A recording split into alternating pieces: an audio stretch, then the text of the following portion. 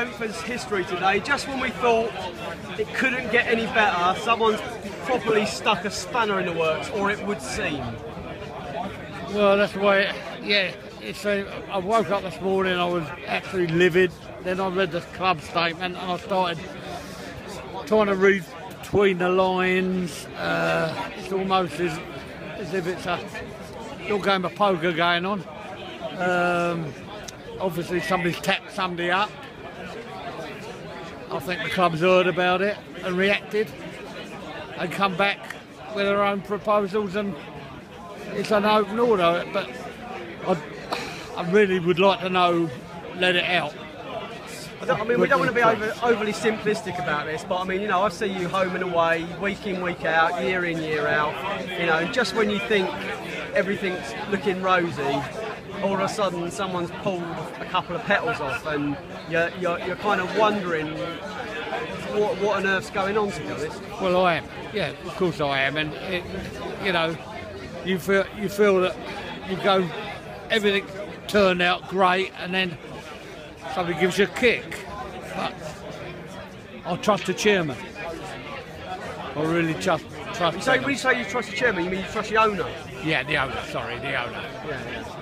So in Benham you trust? I trust the chairman as well. Yeah, I do trust Benham, and what he wrote to us as Bees United members, everything he said he's done.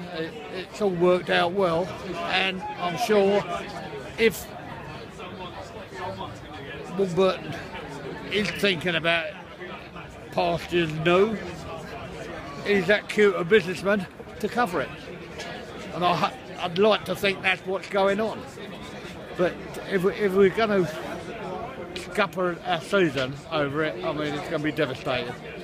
It's going to absolutely be devastating. Strange day in the history of Brentford Football Club.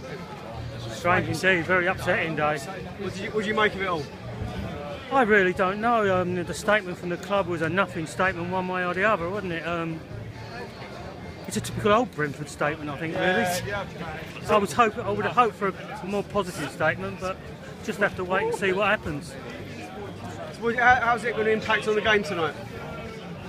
I'm hoping it'll have a positive in, and perhaps Warburton will say to the players, let's go and prove these sods wrong. What do you feel is wrong about the whole thing? The statement from the club was what upset me most of all, I think, because it didn't say one thing. Is Warburton going at the end of the season? Is he not? No one knows. And that statement didn't tell us anything one way or another. It was so non-committal and so old Brentford, I'm just really disappointed with it. So, what do you make of today's shenanigans?